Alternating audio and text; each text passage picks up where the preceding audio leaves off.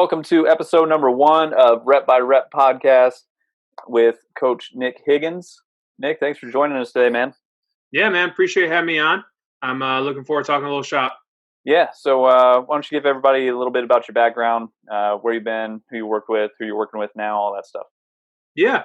So I'm originally from the suburbs of Chicago, from St. Charles. I went to the University of Wisconsin La Crosse for my undergrad, and I actually was in education to start my first couple of years, and I played football the first 2 years, and my roommate was kind of telling me, he's like, you love the weight room, and my goal was always just to coach and teach, and I thought, a perfect fit would be a high school science, math teacher, something like that, and coach football on the side. And so he was telling me actually more about weight training, and we really didn't have a program at that time like working with us, and he had transferred from Minnesota, and I just so happened to kind of looked a little bit more into it, and the exercise science program was really good at UWL, so I made the switch and did a couple job shadows. I did one at a high school, so I did one with the Chicago Bulls under Eric Helland, and then another at Minnesota under Bob Rohde, Cal, and Sarah, and just for the day, just try to see if this is really something I want to get into. And at the end of the day at Minnesota, Bob Rohde offered, he's like, if you don't have anything going on this summer, why don't you come intern for us?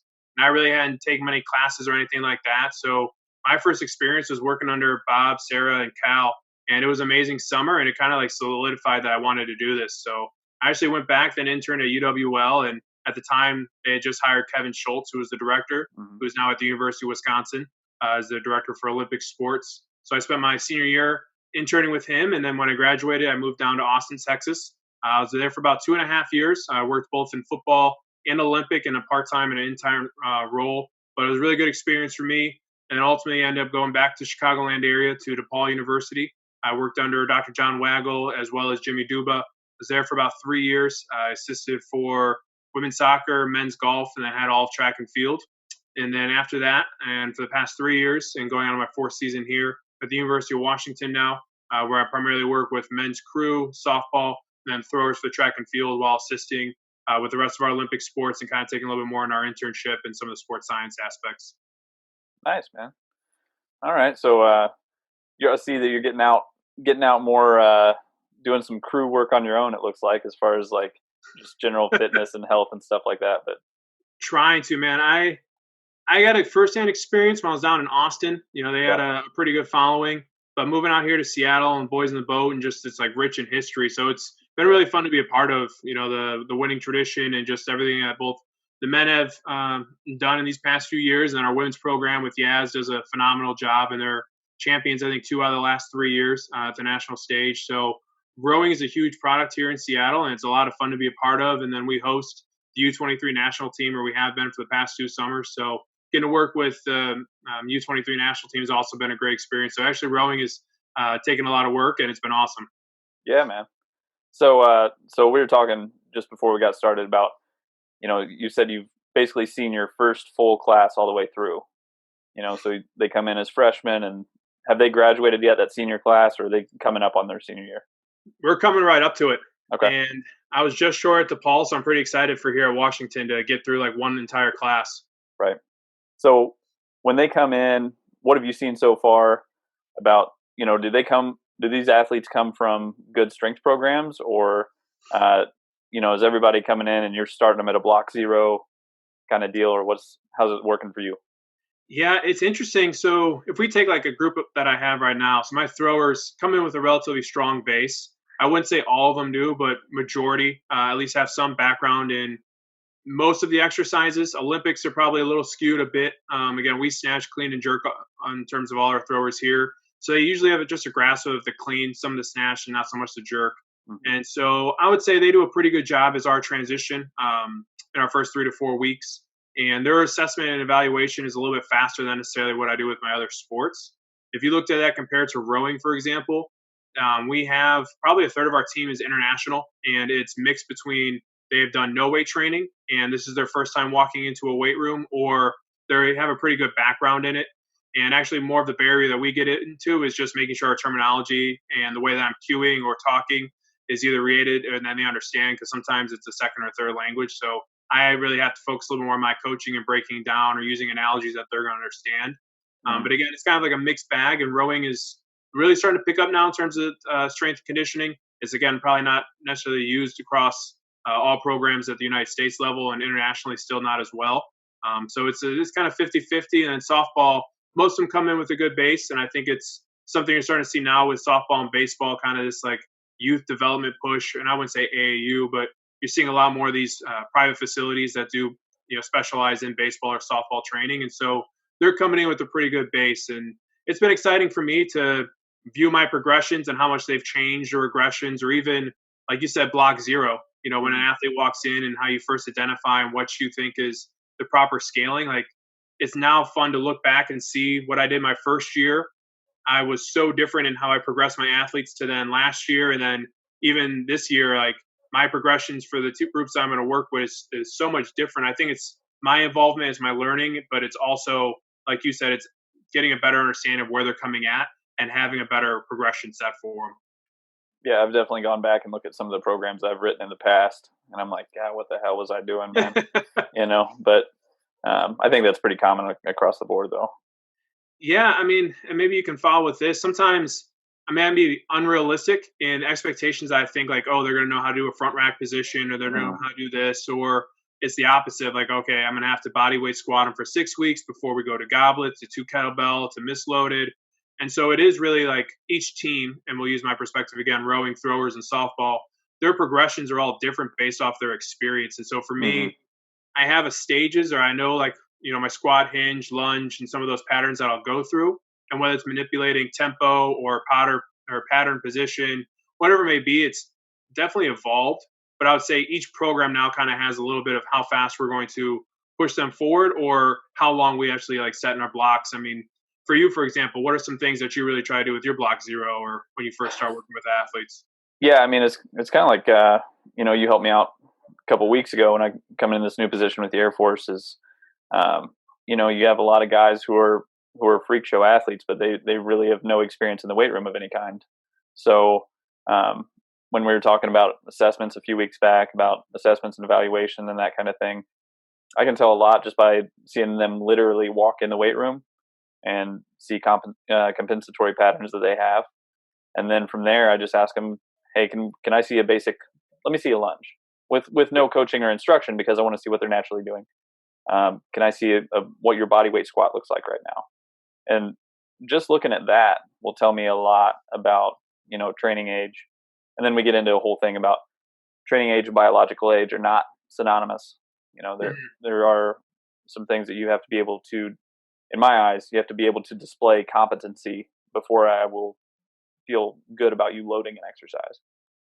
Yeah, because what's the age group that you're now working with?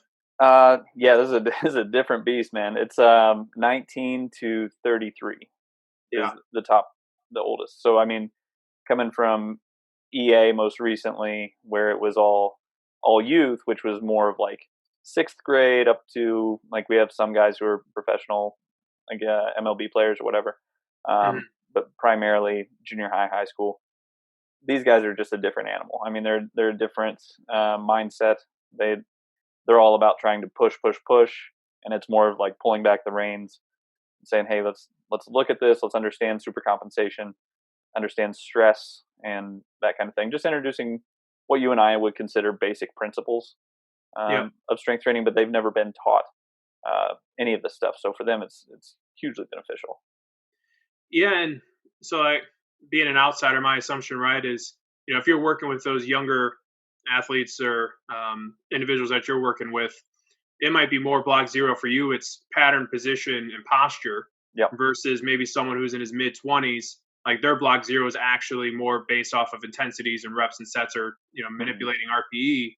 And so that's for me in that same boat where I can push, like we talked about, pattern and posture a lot more with my development athletes who don't have a strong history or background versus my throwers who come in who are a little bit more proficient in the movements. Right. We're going to do a little bit more from the technical perspective, and like that's how we'll progress them through.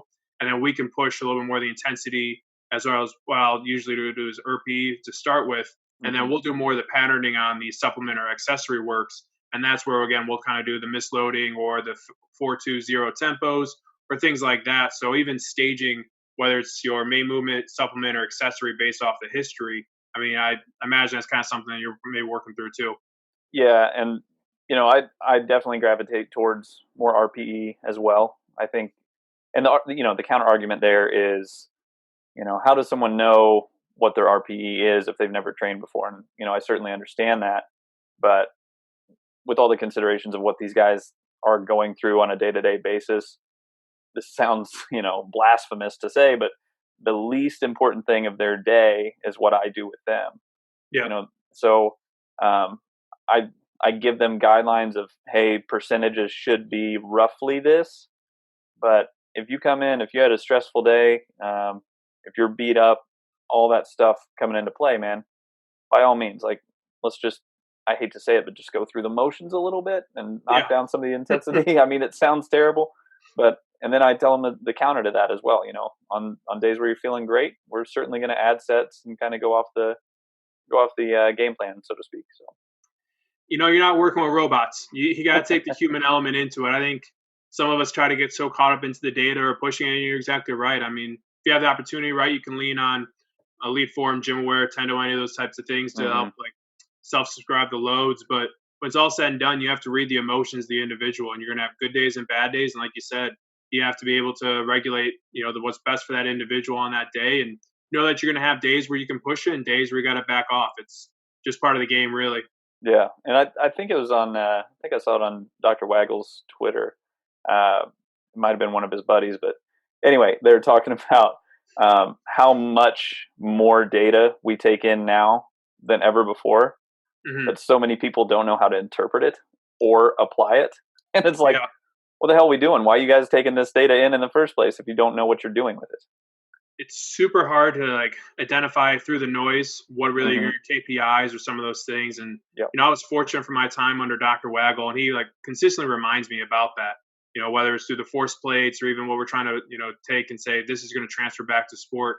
We really just have to try to bring it down as much as we can, and then identify what the audience is. Right. So the KPI for an individual, like a sport athlete, is going to be different than the KPIs that you would then tell a coach or maybe some other support staff member. So understanding that lens is, I think, also important when you're looking at some of these data points is, okay, well, what are 2 or 3 things that the athlete's going to gravitate towards, right? We know jump height, something they're always going to be able to identify with. Right.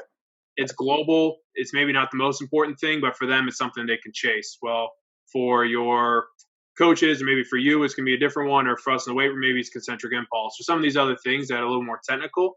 And you have to identify the lens. So like you're saying, I mean, being able to identify the noise and then be able to refer back to who you're speaking with. Yeah, and that's the thing is, I just use the jump. We just have a just jump mat, and we'll use that as just an indicator light. And then basically when we're running through our, warm up every day, I tell the guys that, look, that's more of like your check engine light that you're turning on every day. Mm-hmm. You're looking for things out of the norm that are not normal. You know what I mean? Not usual in your day to day. So, but yeah, that's another thing I wanted to talk to you about with what we've seen with the NFL season so far. So huge spike in injuries. So is that just lack of preparation, lack of time, and trying to rush full speed? What are your thoughts there? I don't know, man. It's tough. I truly believe that there's people in those positions who are making the right decisions, whether it's through support staff members and everyone else. And this has just been such a unique year with the COVID and, like you said, the changing the schedules, whether it was the loss of preseason or the rush of the training camp. And we obviously know CBAs and different sports have different reasons for that. And it's so difficult. But, acute and chronic training load is one that people probably bring to mind, or you're going to have these metrics to refer back to. And, Dr. Carl Foster was really the first one, and he was at UWL during my time when he looked at monotony, strain, and score. So, when you go into that second week, you're going to see a significant spike. And for some of these athletes, they've been taking such a long time. You'd have to look back and see what was the difference between non-contact and contact. And for them, if they're generating these more substantial forces the second week, but yet they're in this lower, ability to really train, again, from the acute to chronic, if they're not higher, it's unfortunately a recipe for disaster. And, I think it was kind of plagued. But again, I have confidence that the organizations are hiring those from the sports scientists, the strength conditioning, and the rest of the sports staff, that they're making the decisions the best they can. They were given a difficult situation, just again, with COVID, with contact time, and the best way to progress.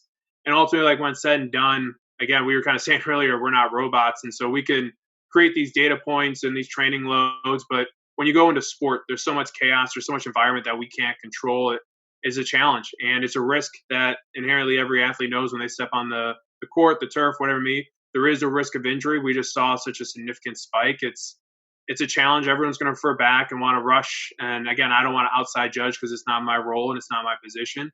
Mm-hmm. But I'm sure everyone's now looking back to say, like, is there something that stood out, or was this thing, even something they could avoid? Again, if it was a contact thing and there's just a bad luck, then there's really nothing you can do. But the chaos of sport, the environment, the constraints, and the context of the sport or the play itself is going to change the dynamics. So it's complex. I feel for those who are having to deal and answer those questions now, right? Like going back in the meeting room the next day. I hope that from this that we're gonna continue to learn, continue to see.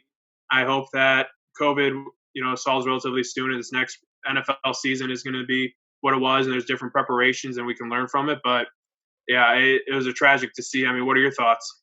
Yeah, man. I mean, the first thing that got my attention was I saw someone on Twitter talk about there had been 8 Achilles so far this season, and I jumped on it and was like, "There's no way." So I just hopped on, started looking, and sure enough, that was confirmed. There's been at least 8 Achilles, and then was it the entire San Fran D line is out? It's out.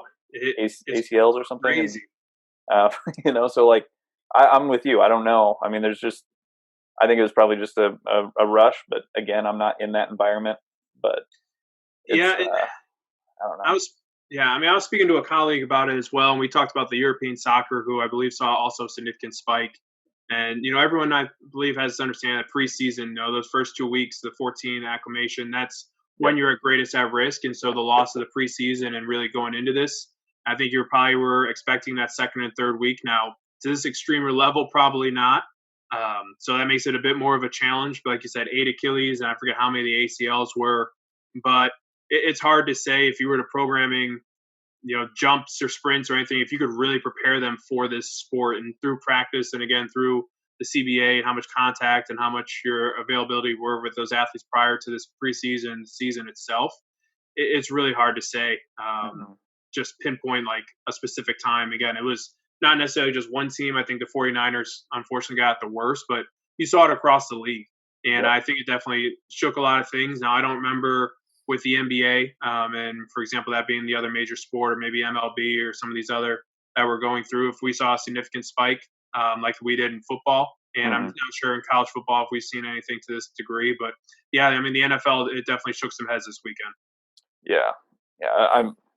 That'll be interesting going forward, what changes, if anything, next off season, But, yeah, so that was next point I wanted to ask you about. So, have you changed any methods, like kind of experimenting with any athletes as far as some things that you've read about or learned that you're using for strength development, that kind of thing? Coming back from just COVID in general, or? Just over your past 3 seasons there at UW. Yeah, I mean, definitely an influence from the people I'm around, which definitely helps. So when I came here 3 years ago, and I was hired on through our director, Todd Tukin, there's a couple other positions who had hired. So I've learned some things along the way from our staff members like Santiago, Chris, Gabby, and Todd himself. And, there's so many things. I would say this past summer, though, has been really good for me. We started something what we called was the coaches circuit. We connected with about 10 other schools, and through it, I think there was 30 interns. And each week we brought in a different guest speaker. And I can say from this summer, like Nick Winkelman was a huge takeaway. I think a lot of people now are reading his book, and his podcast is becoming a lot more prevalent. And just the dialogue that he has and his ability to communicate, not just to the individuals when they're lifting, but I think like he discussed, pre-briefs and post-briefs as well. And it's just super important, how you're setting the tone with your first conversation. And so I would say one of the things I'm really looking at is how am I structuring what I'm going to say, how I'm going to address the team, how we're going to structure the workout itself so I can break in times to readdress things, or how to do kind of this global then versus like a local or then to the individual level. So, some of the things that Nick had spoken to us through the summer, and then I did a follow-up call, was just making sure what maybe 2 or 3 global things that you're going to try to get over the session, and then really make sure that the athletes are learning. And so he discusses this kind of 2x2 method, but take 20 seconds, have an athlete talk to a different athlete. and say, hey, what are you really trying to focus on today? Maybe they're going to pick on something, whether it's, I really want to drive my knee, or yeah, I'm just going to try to beat so and then have them report back. And so then there's this kind of level of ownership when they're going through the session, right? And so Mm-hmm. you can remind them, or you even kind of hear like, okay, I hear a lot of the same things over and over from these athletes. That then gives me an understanding, okay, I really need to focus maybe on this so that it can grasp their learning. And, we talked about it more from the sprinting perspective, but I think the same could be done in the weights. And so I think this ownership of learning through the student athlete, and then just hearing how you're communicate. Again, he had discussed this in his book, but sometimes what we think we're saying has zero connection to that athlete. Yep. Or I'm going to use 10 different things, then ultimately I could have got it done in 4 words. Yep. And so I think reevaluating, especially during COVID, everyone's reading a lot more. And for me, it was like sprinting and probably this communication piece that I try to take really deep dive in, either Mm-hmm. through the Altus, spending a little bit more time talking with Zach Deacon at TCU and some of the things he had done, and then through Nick Winkleman as well, is just, okay, now I know the structure of my workouts. I know the drills and skills that I want to be into it, but how am I going to tell that to 30 kids? How am I then going to dive deep into maybe like a small group of 5? And then how do I develop that one-on-one connection? So ultimately my 2 or 3 Qs and his coaching loop, and he kind of talks about his 3Ds, but how is those going to make the biggest impact to that athlete? And at the very end of my session as well, have a post brief. Ask them, okay, what did you really work on really well today? What's something you want to improve on next time? Or have them check in with their individual, right? And say like, hey, this worked really well. This drill didn't feel off. So I think one thing that I really want to try to take away is the learning process, not just for me, but for my athletes, and give them a little bit more ownership. Yeah, man, I like that. So, I mean, to me, that just sounds like creating the right culture, right? Like you just want to have, here's what my expectations are for the team, for the athletes on an individual level, that kind of thing, right? Yeah, I think it's breaking it down. So we're all going to do or at least we do here, is we kind of have maybe a whiteboard and we have just a real skeleton of the workout. We're going to kind of address everything we're going to go through, but then sometimes it just goes through one ear and out the other. Mm-hmm. Like, okay, yeah, you think like they're going to listen to all this, or, he gave this an example in a presentation, is maybe you have a big group and it's 30 athletes, and we have been told you have to be really loud in the weight room, and, you're just going to be cueing left and right. So you're yelling the same 5, 6 or things over and over, but you have no idea if that's sticking with the athlete. Right. And I think Nick used the example, like, can you recite when you walk on an airplane the safety guidelines? Sometimes you just tune them out. And it's kind of that same thing. Like, that's a good point, man. An athlete might just tune you out. And so you're cueing, drive the bar up, head to the ceiling, all these things. But if you're just saying it across, it's kind of like Charlie Brown. It's like, wow, wow, wow, So, like, you have to find ways to gravitate to groups of learners or to the individual learner. And so it might be less time of yelling these global things. Yeah. And maybe you're just doing it at the very beginning, like say, hey, I want everyone to focus on these 3 things. And then you say, okay, now I want you to talk to 2 people at your training rack. I want you to tell that one person, what's the thing that you're going to work on most, and then they have this like self-identified thing of, okay, this is what I'm really working towards today.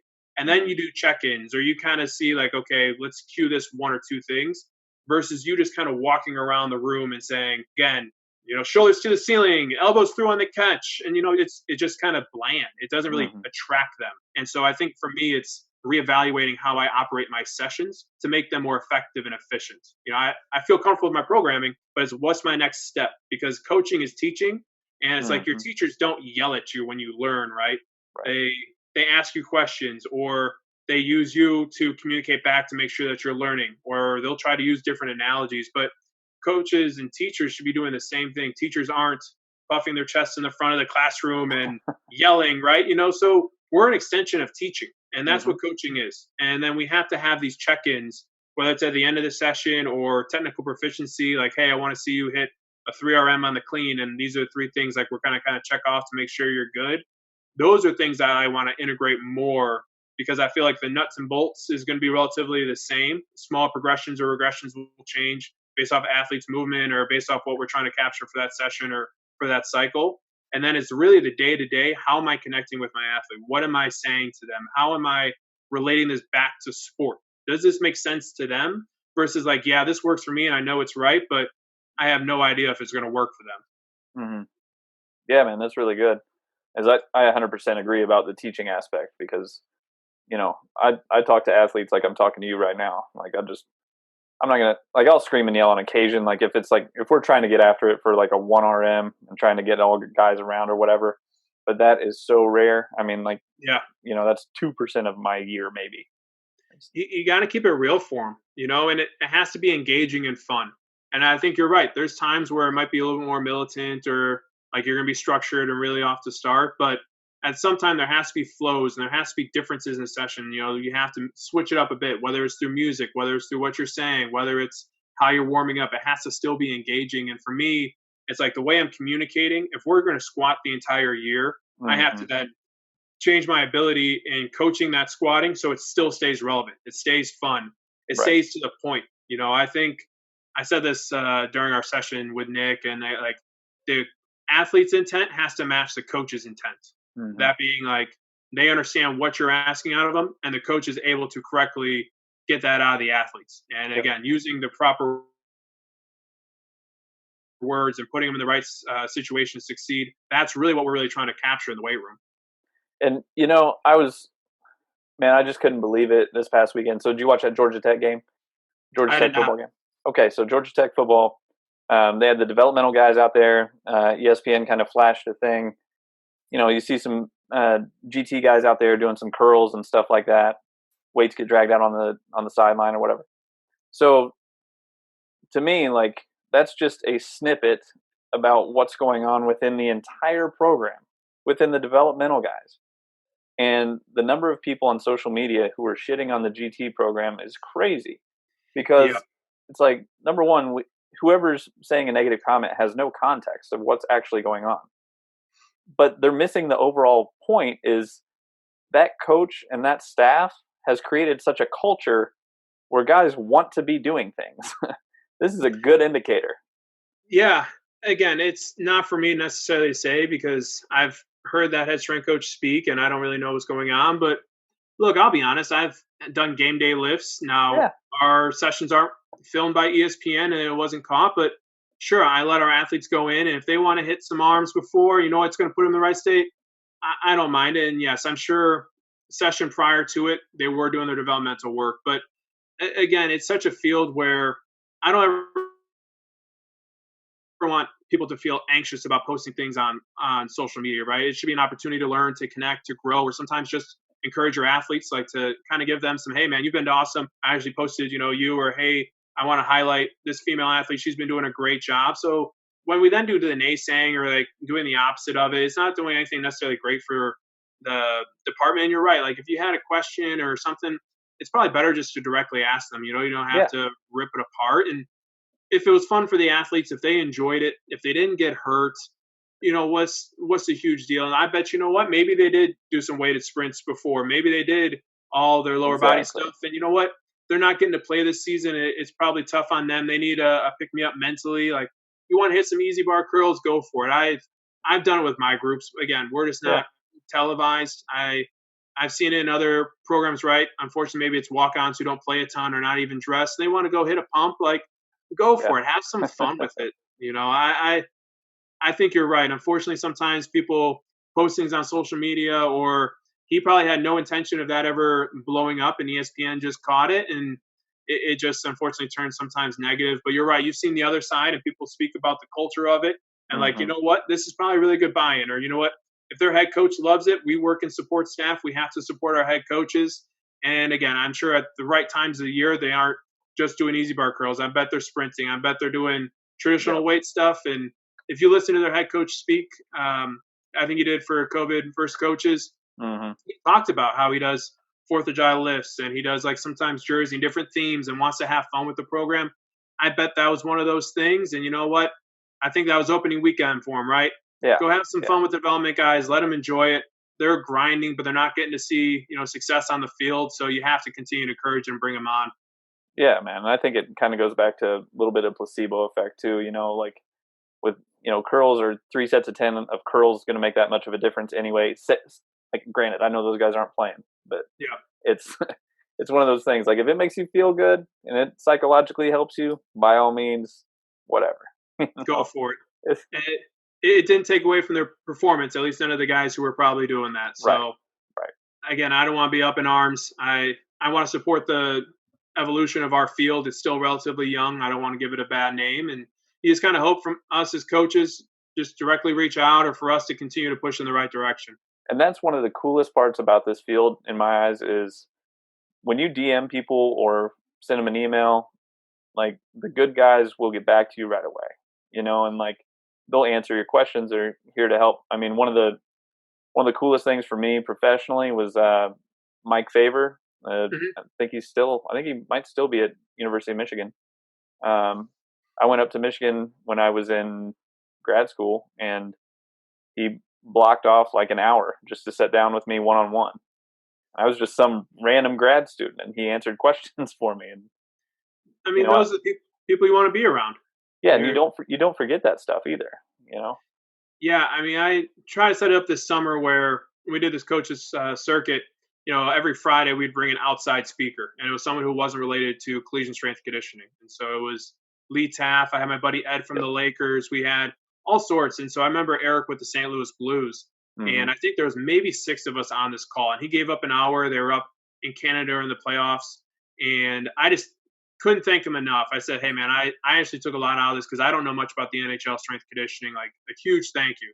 And he goes, man, these are the people, like, this is what we're supposed to be doing, right? Helping out those younger coaches or trying to, evolve this. And it was awesome to connect with him. And I'm hoping to connect again with him shortly here. And you're exactly right. We hope that we can just take out time, 15, 20 minutes, or even up to an hour if they have it, and just continue to connect with people. I mean, again, it's a field of learning. We're a field of service. We're trying to support our student athletes and all those that we work with to the best of our abilities. And the only way we can do that is by learning from one another. Yeah, and that's where I was. That's probably the first place I heard the term was when I was talking to Dr. Sukumal about the term "Mount Stupid." So basically, when you first get into the field, you think, "Oh man, I know everything," and then the longer you're in the field, the more you realize that you don't know anything. And anyway, man, that's been one of the awesome things about since I got up here is I've ordered probably $600-700 worth of books, and they're all on my shelf, things I've not read before. And I'm like, man, I don't know. I don't know a thing right now. This sucks.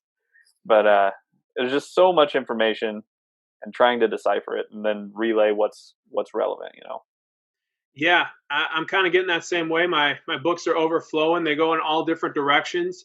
But that's the exciting thing is that I feel like I can talk to another coach or pick up this book, and there's 1 or 2 things that I'll be able to slide in the program, or I'll read it. I'll read the author, and I'll try to reach out to them and try to continue to learn. And so, yeah, it's just been awesome to be able to learn from so many different coaches. And like, again, for a field now that's using a lot more through social media on these different platforms to be able to connect with people that, I didn't think I'd be able to connect with. Yeah, man, you just DM people and I've been surprised how quickly really busy guys get back, Yeah. I mean, much like you, I know you've been busy, and I keep seeing all the books that you've been reading. I think the most recent ones I saw, your Jay Shetty one. Yeah, I just got that one in this week. Think Like a Monk. How's that? It's been good. I started listening to his podcast about, maybe a month ago. Yeah. He had done something, and then I usually listen to like Daily Stoic, and they speak a lot of kind of similar lines. So I'm about 50, 60 pages in, and it's good because it's so non-strength conditioning. Right. But a lot of those things can apply to your relationships, your environment. And for me, it's just really easy at night to spend 20 or 30 minutes. It helps me relax. And again, it gives me a different perspective to like reflect upon the day and say, you know what, I overthought that, or that really wasn't that big of a deal, or you know what, I probably need to reach out to this person. So not that Thinking Like a Monk's going to completely change me, but it's book like, again, I want to take bits and pieces of, I want to take deep work with some of these others to make me really a better communicator, a better facilitator, a better colleague, whether it's through these connections or through the actual everyone that I work with here at UW. And that's really my end goal with some of these books. I mean, what's on your reading docket right now? Man, so I've been reading all non-training books for probably the past year. So, I just reread like a Rich Dad, Poor Dad. Okay. Just financial, just something completely different. But most recently, training wise, I'm on page 67 of Super Training. And going back, dude, it's one of those where I'm thinking, oh my God, if I get through 5 pages a day, it's a win. Yeah, that is dense. There was another one. I mean, I'm not kidding, man. There's probably about $600 worth of books, of training books that I've got from Ultimate Athlete Concepts, and so that has like some German principles, German scientific principles from Hare, I think, Yep. Harre. But that one was recommended to me a while back. I just hadn't got around to it. But I think I saw a John Wooden one from you recently, right? Yeah, that was early in the COVID. I mean, it's Yeah. during the quarantine. It's been so long. Yeah, Um, month yeah, one. that was also a good one. But yeah, what else do you have? I think I saw Jay Shetty. First time I saw him was on Goalcast, I think. Okay. But that was the first place I saw anything from him, and I've really liked what he's had to say in presentations and whatnot. But Yeah, I mean that's the current one I'm going through. I'm No Hero is another one. You know, it's about a guy who was a prisoner, I believe it was for 6 years in Vietnam. So that's been pretty interesting, and just kind of listening and hearing his perspective. I finished How to Think Like an Astronaut, and again, that was a pretty good one. And I think during this time, it's just allowed me to try to branch my reading out in so many different ways and areas. But I think a lot of us are going through a lot of self reflection during this quarantine, or we have a lot more time to ourselves, and we're trying to probably connect a little bit differently, yep. just with us personally. Mm-hmm. And so finding some of these books to kind of like recenter myself, especially before work really picks up for us. How am I going to manage the stress or some of the chaos and the anxiety that's going to come? That's where I think a lot more of my reading is kind of shifting to, is just, we tell our athletes they have to improve, but what am I really doing to improve myself? And we, want to make sure that we're taking care of ourselves. And that's where this reading's been a good outlet for me. Podcast sometimes a little bit harder. Yeah. So reading for me is just a little more relaxing.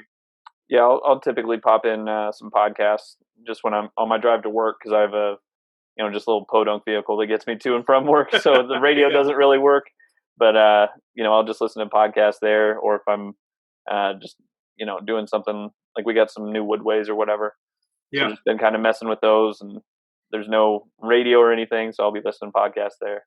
But writing has been helping me a lot, just kind of Nice. in terms of processing and things like that. So yeah, I mean, probably the most recent writing that helped was just watching my kids.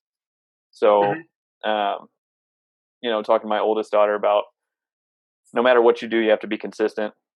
You have to be willing to put yourself in uncomfortable situations, and then understanding delayed gratification versus instant gratification. And I think those are very complex concepts for a 5-year-old, but B, just our culture in general is Mm-hmm. instant gratification.